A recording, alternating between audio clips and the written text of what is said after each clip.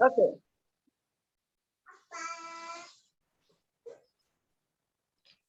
Assalamualaikum warahmatullahi wabarakatuh. Waalaikumsalam warahmatullahi wabarakatuh. Waalaikumsalam. Mungkin yang lain yang masih ada suaranya ditutup dulu ya, biar kita tidak terganggu. Mohon waktunya sebentar, kita akan melakukan pembelajaran pertama tentang filsafat ilmu ya. Filsafat ilmu kelas C dan D ini diampu oleh dua orang, Bapak Dr. Muhammad Khalil MPhil dan saya. Saya Dr. Istiadah MA ya, mungkin sudah kenal dari nama, saya perkenalkan sedikit, nanti kita perkenalannya kemudian akan di hari-hari selanjutnya ya, karena kita tidak memungkinkan hari ini untuk perkenalan, waktunya sangat mepet. Jadi kita lebih baik perkenalan tentang pokok bahasan kita. Jadi di hari pertama kita akan membicarakan tentang beberapa hal yang berkaitan dengan mata kuliah. Jadi mata kuliah kita ini berbunyi filsafat ilmu, integrasi Islam dan sains. Ya. Jadi bukan hanya filsafat ilmu, tetapi ditambah dengan integrasi Islam dan sains. Bagi yang dulunya adalah dari luar, mungkin dari UGM atau yang lain, mungkin tidak ada mata kuliah tentang Islam dan sains. Tapi kalau yang sudah berasal dari S1-nya adalah UIN, YIN, STAIN, ya, mungkin sudah ada integrasi Islam dan sains. Jadi lebih kepada pengayaan dan pengulangan sedikit. Ya. Nah, untuk mata kuliah ini memang isinya menjadi sangat padat, ya, karena bukan hanya filsafat ilmu, tetapi juga integrasi Islam dan sains. Dan dari silabus yang saya dapat, itu kita dibagi menjadi dua bagian. Yang bagian pertama, itu bagian saya adalah bagian filsafat ilmu itu sendiri. Dalam prodi PBA itu ada tradisi yang menurut saya sangat bagus, yaitu tradisi tim teaching dari dua dosen yang berbeda latar belakang. Jadi di PBA ini biasanya akan ada dua dosen yang mengampu mata kuliah yang sama, tapi dari latar belakang yang berbeda. Misalnya linguistik, itu ada linguistik bahasa Inggris dan linguistik yang berasal dari bahasa Arab. Artinya dosen bahasa Inggris dan dosen bahasa Arab. Nah tentunya ini diharapkan untuk mengawinkan dua tradisi, ya. Dua tradisi keilmuan itu bagus apabila banyak perspektif, ya, agar kita lebih luas di dalam memandang keilmuan kita, ya. Nanti kita bicarakan tentang apa itu filsafat, bagaimana berpikir filosofis. Nah, salah satunya adalah berpikir secara menyeluruh. Ya, gitu. Nah, dengan menggabungkan dua latar belakang, diharapkan kita bisa memandang sesuatu lebih komprehensif daripada kalau kita berasal dari salah satu saja latar belakang. Nah, kebetulan saya berlatar belakang bahasa Inggris, oleh karena itu kemampuan bahasa Arab saya tentunya tidak mempunyai, ya, atau sangat minim kalau bisa dikatakan demikian. Dan saya mempunyai harapan yang luar biasa untuk berkolaborasi dengan teman-teman bahasa Arab ini agar kita mampu memunculkan tradisi-tradisi keilmuan Islam yang dulu sudah pernah jaya dan sekarang terkubur gitu.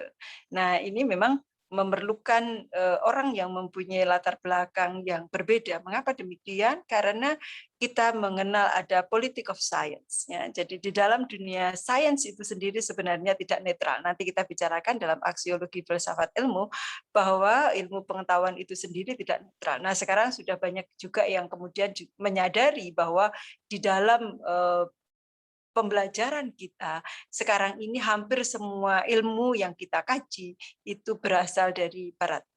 Ya. Mau tidak mau, walaupun selalu orang mengatakan bahwa itu ilmu itu netral, tetapi nyatanya ilmu itu tidak netral. Oleh karena itu, lalu Wien, YIN, Stein, ya, yang berada di bawah Kemenak ini ingin bagaimana agar ada integrasi antara ilmu Islam dan yang dikatakan sains. Ada yang mengatakan integrasi, tapi ada juga yang mengatakan, oh tidak pas kalau integrasi, tetapi islamisasi. Nah ini dua hal ini menjadi perdebatan yang panjang yang sampai sekarang masih hangat. Nah nanti akan kita bicarakan di paruh kedua dari pembelajaran kita. Biasanya saya akan menaruh satu topik bahasan ya di akhir sebelum kita middle test itu ada topik bahasan itu, tetapi untuk kali ini kayaknya tidak karena ada silabus baru yang ditawarkan oleh dosen-dosen kita, jadi agar terpetak dengan baik gitu ya. Jadi kita akan paruh pertama kita lebih membicarakan kepada filsafat ilmu barat ya gitu ya. Filsafat ilmu barat dan kemudian kita akan paruh yang kedua nanti kita menggabungkan antara ilmu yang dikatakan barat itu tadi dengan tradisi Islam. Oleh karena itu nanti kita akan dikenalkan dengan nama-nama besar seperti Ismail Suni Al-Faruqi. Mungkin banyak juga yang di sini sudah sangat kenal dengan beliau dan pemikiran-pemikirannya, tentunya dengan perdebatan-perdebatan di baliknya ya gitu, antara Naqib Al-Atas atau Ismail Suni Al-Faruqi, siapa sebenarnya yang pertama memunculkan pemikiran gitu. Itu juga akan menjadi topik bahasan. Oke, bagus. Saya akan mengatakan bahwa hari ini kita lebih kepada pengantar. Nah, pengantar itu kita akan membicarakan beberapa hal. Yang pertama adalah tentang tentunya capaian pembelajaran yang diarahkan oleh prodi, lalu deskripsi mata kuliah ini, terus kemudian materi-materi apa saja yang di-cover selama kita bersama-sama satu semester, lalu metodenya kayak apa agar kita bisa mendapatkan maaf, mendapatkan ilmu yang optimal, lalu yang terakhir tentunya penilaian dan referensi yang kita gunakan. Ya, biasanya saya akan menanyakan kepada Bapak Ibu, kalau saya boleh memanggilnya sebagai Bapak Ibu ya, karena mungkin banyak juga yang sudah mengajar tentang latar belakang S1-nya dan juga apa itu tentang mata kuliah apa saja yang sudah pernah diambil yang berkaitan dengan filsafat. Karena banyak sekali yang mempunyai latar belakang berbeda-beda. Kemarin ada satu kelas itu yang sama sekali belum pernah mendapat filsafat ataupun filsafat ilmu. Karena mereka berasal dari satu institusi yang sama, bahkan dari kelas yang sama. Jadi ada bedol kelas. Kalau kita pernah mendengar bedol desa atau transmigrasi gitu ya, ini ada bedol kelas. Jadi satu kelas dibawa semua ke UIN Malang dari sebuah universitas di Jawa Barat. Gitu. Ini menarik ya. Dan mereka belum pernah mendapatkan filsafat ilmu sama sekali, tapi antusiasmenya luar biasa bagus. Nah, ada juga yang dari salah satu universitas yang sudah pernah 4 kali mendapatkan filsafat. Mulai dari pengantar filsafat, lalu filsafat ilmu, filsafat Islam, dan filsafat pendidikan Islam. Nah, menarik kan? Sehingga kita bisa sharing ya, teman-teman yang sudah mendapatkan banyak sekali filsafat itu bagaimana cara berpikirnya dan buku apa saja yang sudah pernah mereka baca dan mana buku yang bagus atau buku yang mudah dipahami dan mana buku yang tidak, karena memang banyak sekali yang mengeluh bahwa buku-buku filsafat dan filsafat ilmu itu enggak mudah dibaca ya, memang demikian.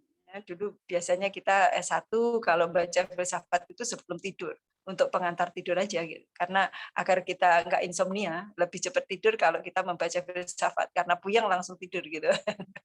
Gitu. Nah, oleh karena itu bagus juga kalau teman-teman mau share gitu ya. Jadi filsafat apa saja yang pernah dibaca, lalu mana yang mungkin enak dibaca sehingga teman-teman yang lain juga bisa membaca hal yang sama. Nah, gitu. Oke, bagus. Saya akan memulainya dari capaian pembelajaran yang diinginkan oleh jurusan kita, bahwa dengan mata kuliah ini mahasiswa memiliki wawasan dan mampu menganalisis tentang pemikiran filsafat ilmu, baik dari aspek ontologi, epistemologi maupun aksiologi, serta pemikiran integrasi keilmuan dalam perspektif filosofis. Ya. Nanti minggu depan saya ingin teman-teman buka dengan apa itu ontologi, epistemologi, dan aksiologi ya, tapi minggu depan saja karena minggu ini kita nggak akan mungkin masuk ke sana, terlalu mepet waktu. Oleh karena itu tolong nanti setelah ini teman-teman membagi diri menjadi 6 kelompok ya. 6 kelompok karena pertemuan saya adalah pertemuan pertama sampai pertemuan ke-8. Pertemuan pertama adalah untuk introduction to the course, ya lalu pertemuan ke-8 adalah untuk middle test. Oleh karena itu pertemuan kita nanti tinggal 6. Nah, ada beberapa topik bahasan yang nanti akan kita bahas selama 6 kali bertemu. Ya. Oke, dan itu sudah mengcover mulai dari ontologi, filsafat ilmu, epistemologi, dan aksiologi. Dan sepertinya semester ini agak istimewa karena semester ini kita lebih mendekati filsafat ilmu dari sudut pandang sejarah. Pasti ini ada latar belakangnya, ya. Kalau dari segi sudut tematik itu banyaknya teman-teman membaca buku-buku yang berisi ringkasan-ringkasan. Nah, ringkasan-ringkasan itu kadang-kadang terlalu ringkas sehingga kita tidak bisa memahami substansi dengan lebih baik. Gitu. Oleh karena itu dosen-dosen lalu sepakat untuk lebih mendekatinya dari perspektif sejarah. Karena dari perspektif sejarah biasanya satu lebih menarik gitu ya. Sejarah itu lebih menarik karena lalu membicarakan tentang orang, kehidupan orang, rasan-rasan. Rasan-rasan tentang orang ya, apakah misalnya kalau kita bicara David Hume itu beragama nggak sih, percaya pada Tuhan nggak sih gitu. Kayaknya ada pengalaman baru ya untuk membicarakan orang daripada sekedar menghafalkan struktur filsafat ilmu gitu ya. Itu yang kayaknya nggak menarik gitu. Jadi lebih menarik ketika kita agak rasan-rasan. Oh, Rousseau itu punya anak loh, ternyata nggak ada yang dinikah loh istrinya, misalnya kayak gitu. Ya kayak gitu-gitulah. Jadi ada membicarakan orang. Saya nggak tahu nanti dari teman-teman bahasa Arab ada yang memakai hukum halal haram apa enggak. Membicarakan orang itu termasuk hibah enggak? Kalau orangnya itu ditulis di mana-mana lalu menjadi pembicaraan banyak ilmuwan itu termasuk hibah atau enggak? Atau kita niatnya saja bukan hibah ya. Niatnya bukan hibah tapi kita benar-benar mempelajari orang itu untuk memahaminya. Misalnya, mengapa sih Stephen Hawking tidak mau percaya pada Tuhan sampai akhir hidupnya gitu? Itu bukan dalam rangka memperolok ya, tetapi dalam rangka memahami why gitu ya. Apa di balik itu, mengapa, bagaimana sejarah hidupnya, mengapa dia sampai tidak mau percaya kepada Tuhan. Mungkin begitu. Atau kalau kita bicara tentang Renaissance, misalnya, mengapa sih kemudian ada sebuah semangat yang seolah-olah itu sangat benci terhadap agama gitu. Itu juga mengapa orang-orang di masa itu menghindari gitu ya, stay away from religion. Mungkin akan menjadi topik pembicaraan yang hangat ketika kita memahaminya dari sudut pandang sejarah. Oleh karena itu saya mengapresiasi walaupun ini tetap kita ongoing. Jadi namanya pembelajaran filsafat ilmu ini dinamik sekali pendekatan kita. Dulu kita pendekatan tematik, sekarang ini baru kita melangkah ke pendekatan sejarah. Nah, semoga dengan pendekatan sejarah ini kita akan lebih dinamis, lebih mendapatkan banyak hal. Gitu ya? Oke, semoga sepakat. Nanti saya kirim. Sebenarnya sudah saya kirim di beberapa grup kelas yang lain ya. Oke, jadi deskripsi mata kuliah ini sebagai calon magister pendidikan bahasa Arab, mahasiswa diharapkan memiliki wawasan dan kemampuan analisis filosofis tentang ilmu pengetahuan dan perkembangan pemikiran paradigma integrasi ilmu yang saat ini berkembang di dunia akademik. Melalui kajian ini diharapkan mahasiswa memiliki wawasan dan kemampuan analisis filosofis. Ya, jadi wawasan dan kemampuan analisis filosofis. Bagaimana sih menganalisis secara filosofis? Tentunya kita akan berbicara tentang bagaimana berpikir filosofis. Nah, itu mohon minggu depan di cover ya. Berkenaan dengan pengembangan keilmuan dan paradigma integrasi keilmuan. Nah, sekarang materi-materi yang diajarkan apa saja selama satu semester. Satu semester ini dibagi menjadi 2, saya katakan tadi bahwa ada paruh pertama dengan pendekatan yang lebih banyak kepada Inggris atau orang yang berlatar belakang bahasa Inggris, dan paruh kedua dari Pak Holil yang tentunya berlatar belakang pendidikan filsafat Islam. Jadi akan banyak membicarakan itu, walaupun di dalam paruh pertama pun ada sedikit menyinggung ketika kita berbicara tentang sejarah pengembangan ilmu di masa abad pertengahan ya, karena abad pertengahan itu di satu sisi orang barat memandang sebagai the dark age, Tetapi di sisi lain orang Islam memandang itu sebagai the golden age. Nanti saya kirimkan sebuah film The Golden Age of Islam. Ya, mungkin itu juga menambah insight kita untuk lebih memahami tentang perkembangan peradaban dunia yang di sisi lain orang mengatakan the dark age, orang lain mengatakan the golden age. Tetapi sekarang yang lebih terkenal bahwa abad pertengahan itu ada the dark age. Oleh karena itu gelap. Ya. Gelap artinya banyak sekali kemudian hazanah keilmuan yang belum tersingkap. Sampai sekarang. Ya, misalnya Iwanus Sofa yang mempunyai pandangan terhadap kosmologi, bahkan terhadap kita mengatakan meteorologi. Ya. Jadi sangat-sangat kaya gitu, tetapi belum terungkap.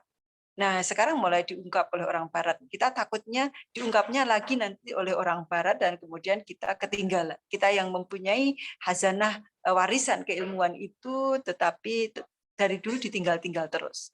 Kita lebih fascinated, ya, lebih tercengang dengan pemikirannya Francis Bacon gitu ya, daripada pemikiran-pemikiran filosof-filosof Muslim misalnya. Padahal kita yakini, ya, orang Islam yang meyakini bahwa filosof-filosof itu belajarnya adalah dari filosof-filosof Muslim yang kemudian diterjemahkan balik ke dalam bahasa Yunani maupun ke dalam bahasa Inggris. Nah, oleh karena itu, karena saya berhadapan dengan teman-teman bahasa Arab, saya sangat berharap teman-teman bisa mendapatkan akses ke buku-buku asli yang masih berbahasa Arab itu, dan kemudian teman-teman sendiri yang mengaksesnya.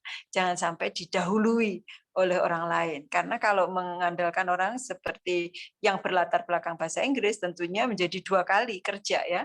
2 kali kerja, interpreting from Arabic to English, from English to Indonesia. Padahal interpretasi itu tidak pernah lepas dari penafsiran. Dan penafsiran itu sering ada miss di situ. Ya. Penafsiran itu pasti masuk penafsir ke dalamnya. Siapa yang menafsir biasanya akan sangat mempengaruhi hasil tafsirannya. Oleh karena itu, kalau kita mendapatkan the first hand information, itu akan menjadi sangat bagus. Ya, gitu ya. Jadi harapannya seperti itu. Makanya saya ingin kenal teman-teman secara lebih dekat agar kita mungkin lebih bisa berkolaborasi dengan lebih baik manakala kita tahu intellectual interest masing-masing di bidang apa, lalu buku apa saja yang mungkin sudah pernah dilalui bersama-sama. Oke. Saya melangkah ke materi perkuliahan. Materi perkuliahan kita ada 16 kali pertemuan. Yang pertemuan pertama adalah pengantar perkuliahan. Yang pertemuan kedua itu nanti adalah filsafat ilmu dan pengembangan keilmuan. Jadi filsafat ilmu dan skop, ya, yang dipelajari filsafat ilmu, kegunaan filsafat ilmu. Seperti itu, ya.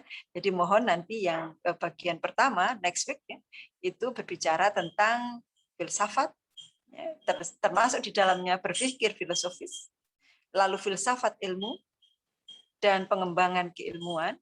Ya, di situ ada skop, ya, yang dipelajari dalam filsafat ilmu. Itu minggu depan. Lalu minggu depannya lagi kita akan berbicara tentang sejarah perkembangan filsafat di era Yunani.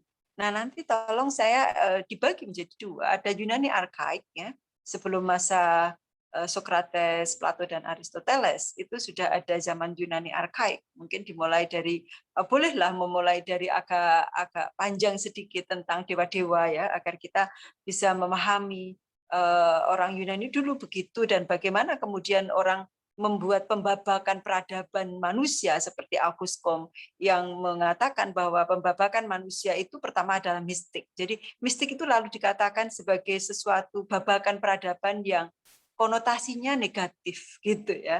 Orang yang mistik itu berarti yang nggak berpikir rasional. Nah, ini kita cross check kan dengan mistik itu nggak seperti itu gitu. Kalau memakai kerangka pikirnya Ahmad Tafsir, mistik itu justru di atas rasional, dia supra rasional. Jadi ketika manusia dengan rasionalitasnya tidak bisa menggapai, itu adalah supra rasional. Dan mysticism itu di atas rasional. Tetapi kalau Auguste Comte akan menempatkan era mistik itu era di sebelum rationality, sebelum modernity, sebelum positivism gitu. Nah, nanti dengan memahami Yunani arkaik kita akan tahu bagaimana orang-orang Yunani dulu mengenal Tuhannya atau bahkan membuat Tuhannya. Mengapa sosiolog sering sekali apa istilahnya ya? Kalau saya mengatakan menuduh. Sosiolog dan antropolog itu menuduh manusia itu sebenarnya meng-create Tuhannya sendiri.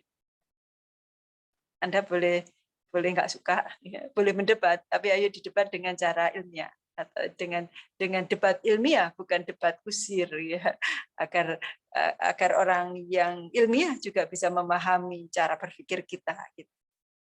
Oke, jadi setelah zaman Yunani, kita di pertemuan keempat akan membicarakan sejarah filsafat di abad pertengahan, ya, strip ya, saya kasih strip di era kemajuan peradaban Islam gitu, karena abad pertengahan biasanya orang memulainya dengan orang Islam mulai muncul ya di abad 7 itu, di sana sudah dikatakan sebagai the dark age sampai abad ke-13.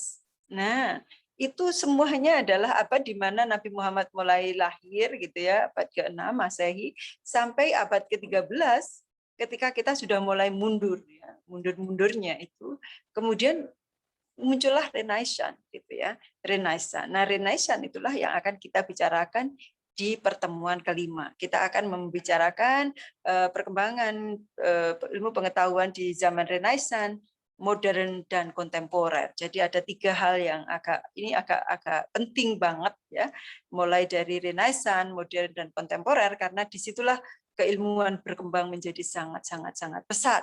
Setelah ditemukannya mesin cetak ya, keilmuan menjadi berlipat. Lalu di kontemporer ini ketika keilmuan menjadi berlipat ganda setelah adanya internet. Nah, itu pun setelah adanya Zoom ini di 2 tahun terakhir ini, keilmuan juga berkembangnya luar biasa cepat, karena orang bisa belajar di Amerika, bisa belajar di mana-mana dengan cara live streaming gitu. Ini baru terjadi sekarang gitu. Zoom memang dikenal sebelum masa pandemi, tetapi menjadi sangat populer di masa pandemi.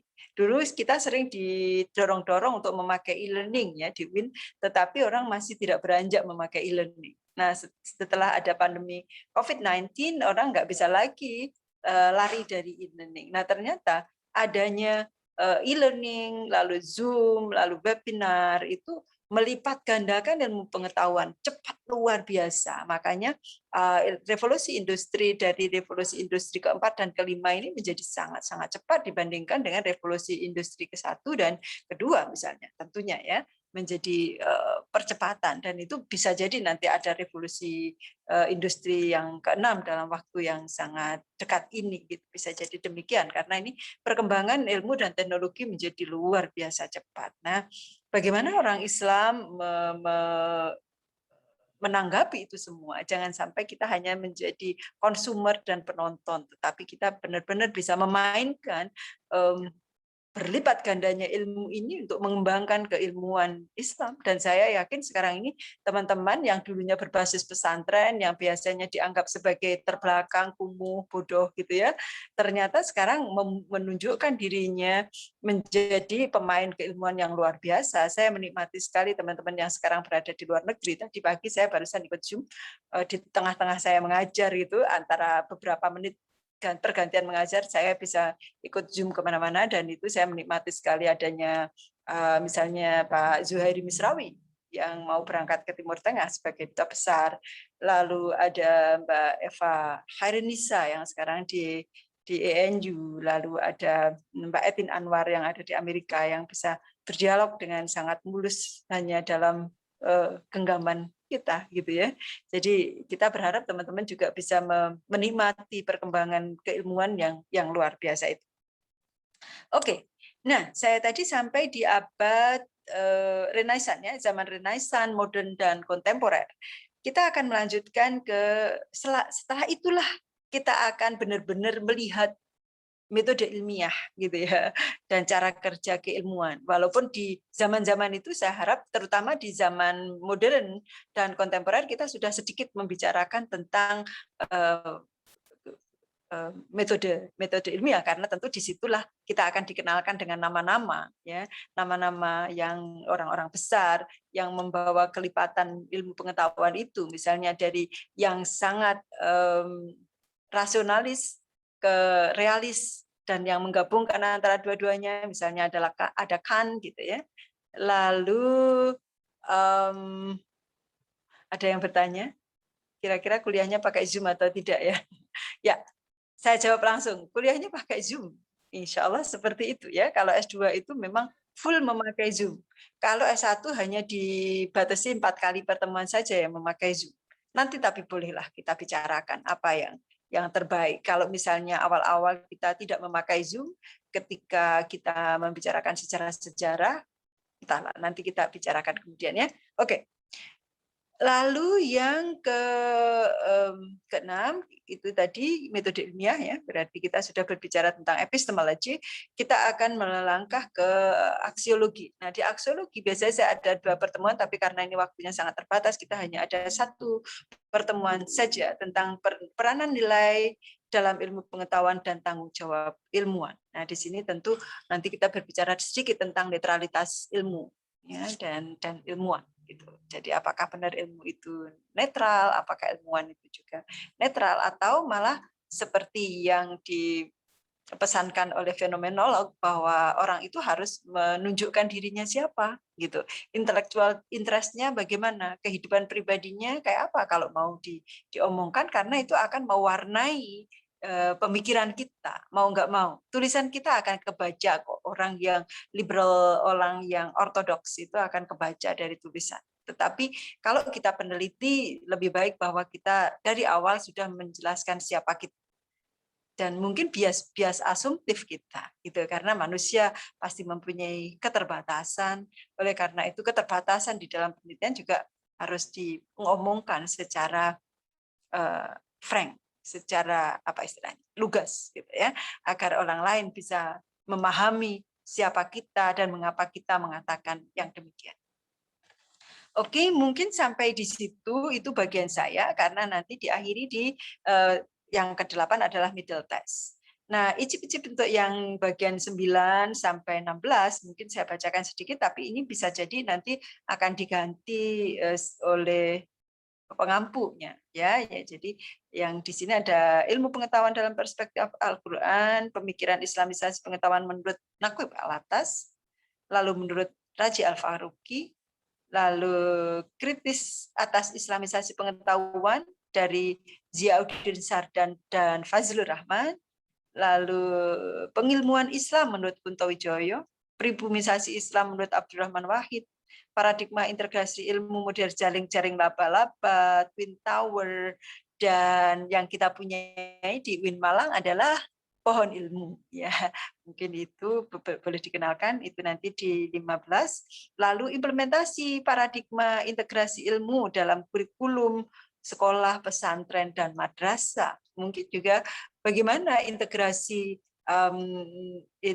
Islam dan sains dalam pembelajaran bahasa Arab. Mungkin perlu juga ya. Kalau di bahasa Inggris kita beberapa kali mengadakan penelitian itu di madrasah maupun di universitas. Jadi bagaimana respon guru dan bagaimana respon dosen tentang integrasi keilmuan dan bagaimana mereka secara masing-masing mandiri mengijtihadi ya, bagaimana mengintegrasikan ilmu dan pembelajaran bahasa. Gitu. Mungkin itu yang overview ya yang kita akan lalui bersama selama 1 semester ini. Lalu yang tidak kalah pentingnya adalah kita akan berbicara tentang metode. Nah, metodenya kayak apa? Saya berharap kita mempunyai metode bahwa kita akan ada presentasi, karena kalau kita mendengarkan begini, saya yakin dalam waktu 15 menit mulai sayup kan. Sudah mulai banyak yang ngantuk kan gitu, apalagi kayak penyiar radio gitu ya di malam hari gitu. Apalagi kalau ruangnya semangat ya, nggak ngantuk ya. Takutnya sudah mulai merem-merem sedikit lalu ngantuk, lalu Zoom-nya tetap hidup tapi orangnya enggak gitu ya. Apalagi kalau enggak on cam gitu. Kalau off cam sudah ketiduran benar. Itu saya. Karena saya setiap malam punya kelas yang saya harus ikuti, tetapi saya sering juga ketiduran. Kalau siangnya saya full ngajar sampai 5 kelas kayak hari ini, biasanya nanti malam saya bakal mendengarkan ceramah guru saya sambil agak tidur. Kadang-kadang tidur betul, tiba-tiba sudah sesi tanya jawab gitu. Nah, saya tidak berharap seperti itu. Oleh karena itu kita akan melakukan presentasi. Jadi saya meminta mulai minggu depan teman-teman sudah membagi diri. Kalau 19 orang dibagi menjadi 6 kelompok, berarti ada 3 atau 4 ya. Salah satunya berarti 4. Nah, itu untuk presentasi di masing-masing tema yang tadi sudah saya tawarkan. Oke, nanti kasih saya 40 menit atau 30 menit di akhir untuk saya menambah informasi, mempertajam atau menanyakan sesuatu kepada Bapak Ibu sekalian. Ya, seperti itu metodenya. Bagaimana menurut Bapak Ibu? Jadi yang dinilai adalah presentasinya dan PPT-nya saja. Jadi tidak membuat makalah untuk di pertemuan 2 sampai pertemuan ke-7. Nah, pertemuan ke-8 itu baru adalah middle test. Isinya pengumpulan artikel dari. Nah, saya biasanya artikel yang dikumpulkan adalah tentang tantangan pembelajaran bahasa Arab di Indonesia. Tema besarnya seperti itu. Tema kecilnya boleh mengambil dari pengalaman masing-masing. Misalnya pembelajaran Sobahulughah di Ma'had Man 1 misalnya boleh, kalau lagi mengajar juga di Man 1 atau di Win Malang kalau menjadi musrif atau musrifah atau di tempat lain gitu ya. Berarti hanya PowerPoint yang dibuat Ustazah, ya benar. Jadi PowerPoint saja yang untuk pertemuan-pertemuan itu dan presentasinya. Nah, yang dibuat sebagai artikel itu yang middle test saja. Karena kemarin saya pernah menguji cobakan setiap pertemuan ada artikel, ternyata itu agak berat. Gitu. Jadi yang pertemuan nggak usah artikel, tetapi yang pertemuan hanya PowerPoint dan presentasinya yang kita nilai. Sedangkan yang untuk ini nanti kita akan mengumpulkan artikel. Saya nanti share ya, saya masukkan di grup. Sudah ada grupnya ya kita. Saya masukkan di grup atau kontak person. Ya, saya akan kirim-kirim buku. Nah, yang terakhir adalah masalah penilaian. Nah, saya biasanya menilainya dari itu tadi. Jadi ada partisipasi kelas, ya, 30%. Lalu 30% adalah presentasi. Lalu 40%-nya adalah dari makalah. Jadi makalah mempunyai bobot nilai yang luar biasa besar. Oleh karena itu mohon tidak asal, ya, tidak asal. Itu nanti ada makalah lagi yang dari satu. Jadi selama 1 semester hanya 2 makalah saja, nggak banyak kan? Oke, jadi agar kita bisa lebih menikmati menulis, karena menulis itu kalau keburu-buru nggak akan bagus, itu pasti. Pengalaman saya sendiri seperti itu ya. Kecuali menulis artikel 700-800 kata lah, itu bisa 1 kali duduk. Tetapi kalau menulis makalah kita nggak bisa 1 kali duduk. Oke. Lalu buku apa saja yang dipakai nanti akan saya kirimkan gambar-gambar bukunya. Saya tadi sudah siapkan karena ini saya di kampus tidak di rumah, saya jadi nggak menunjukkan buku. Tapi saya menyarankan bahwa kita tidak memakai hanya buku ringkasan. Ya.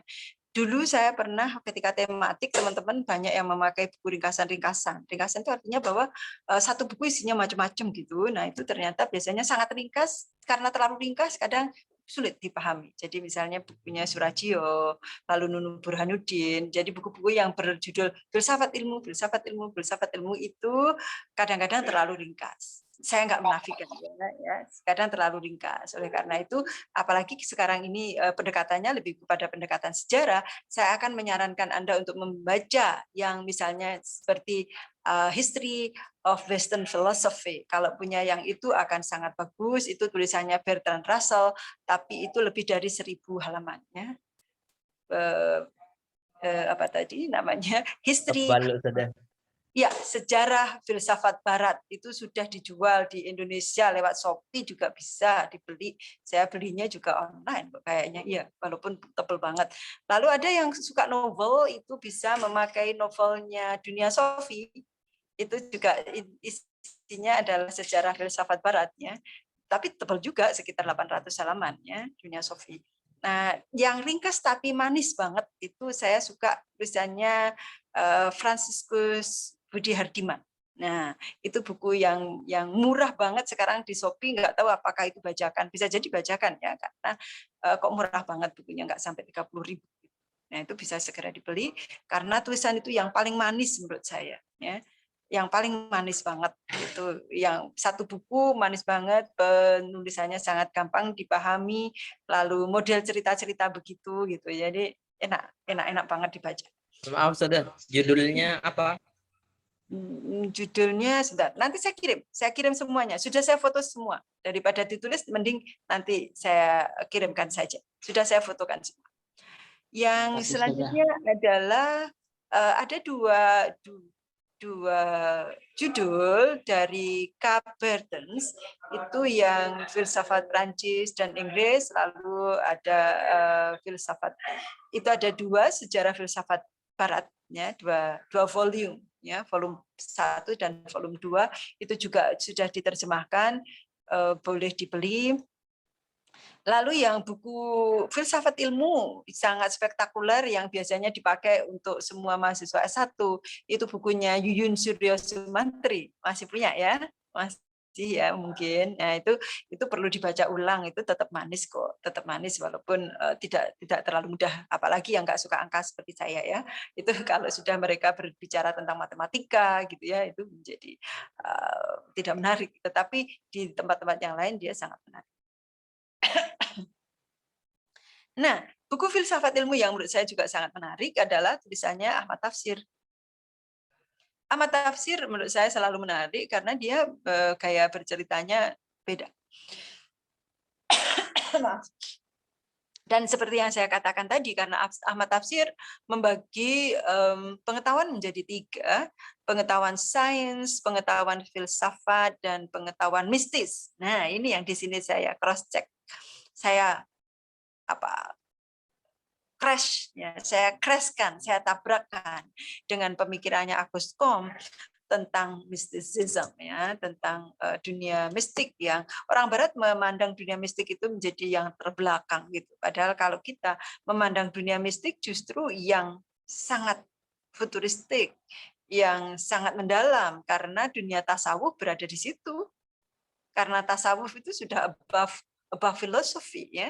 Makanya orang-orang Islam, filosof Muslim yang sudah sangat kekinian itu biasanya menjadi ahli tasawuf menurut saya. Seperti kalau di Indonesia ada Haidar Bakir, ada Pak Fahrudin Faiz gitu ya, sudah kelihatan banget tasawufnya sekarang, sudah nggak bisa lagi OP. Bahkan ada yang urban tasawuf ya, yang kayak Pak Komarudin Hidayat gitu. Itu sudah mulai melangkah ke sana, menemukan kebahagiaan yang hakiki, menemukan cinta yang hakiki, sudah seperti itu. Itu menuju ke tasawuf, makanya nggak mungkin itu dikatakan sebagai konsumsinya orang-orang yang terbelakang, orang-orang yang belum modern. Kita mengatakan itu sudah setelah modern, bukan hanya postmodern, tapi mungkin post-postmodern gitu ya. Karena dia sudah beyond dunia. Dia sudah memandang dunia itu menjadi sangat kecil. Ketika orang sudah mengetahui bahwa ternyata secara real ahli pengetahuan menyadari bahwa apa yang bisa diidentifikasi di dunia ini hanya 5% saja. Saya baru mendengarnya dari ahli kosmologi kita, Ibu Karlina Supeli, yang mengatakan bahwa setelah kita menyadari bahwa dunia ini tidak lagi berpusat di bumi, setelah kita menyadari bahwa tata surya, ya, galaksi kita tidak lagi bertumpu kepada matahari, tetapi pusatnya belum diketahui sampai sekarang, karena ternyata yang namanya galaksi jumlahnya adalah triliunan. Di mana pusatnya?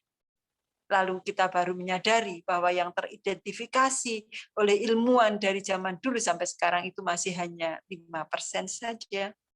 Masih ada 95% yang belum terkuak. Oleh karena itu orang menjadi kecil dan mengatakan apa yang ada dalam Al-Quran itu benar adanya. Wa ma utitu minal ilmi illa qalil. Jadi itulah juga yang kemudian mendasari sikap ilmuwan, bahwa tidak ada ilmuwan yang jumawa, bahwa tidak ada ilmuwan yang boleh sombong. Karena semakin dia tahu, semakin dia menyadari bahwa betapa kecilnya manusia. Sebagaimanapun dia mempelajari keilmuan sedemikian. Tolong ditutup. Tolong ditutup ya. Tetap kita menjadi kecil. Oke? Jadi mungkin itu yang bisa saya sampaikan kesempatan ini. Saya akan memulai rapat. Ya, mohon maaf. Saya segera bergabung kepada rapat. Terima kasih Ustazah. Ya, oke. Ustazah. Syukran Ustazah. Terima kasih Ustazah. Akan saya akan saya kirimkan segera ya. Akan saya kirimkan segera buku-buku yang saya tadi bicarakan ya. Oke, terima kasih. Saya akan end the session. Kurang lebihnya mohon maaf. Kita ketemu lagi minggu depan. Tolong ditentukan jam berapa kita akan bertemu. Jadi kalau misalnya sekarang dipakai kelas C, yang 12.30 berarti kelas D harus setelah asar. Seperti itu. Ya. Kalau memang demikian, berarti jam 3 kita masuk, kita jam 5 selesai. Seperti itu. Atau kita mencari hari lain. Nanti boleh dihubungi saya secara private. Terima kasih atas perhatiannya. Bertemu lagi minggu depan insya Allah dengan yang akan presentasi hari pertama. Ya, topik pertama. Yuk kita end. Oh saya yang lead ya. Anda yang Zoom ya. Lupa saya. Biasanya saya yang mengatur Zoom-nya. Oke, saya leave dulu. Saya mohon pamit. Assalamualaikum warahmatullahi wabarakatuh. Waalaikumsalam warahmatullahi wabarakatuh. Ustazah. Ya, kelompoknya tolong dibagi untuk himbauan kepada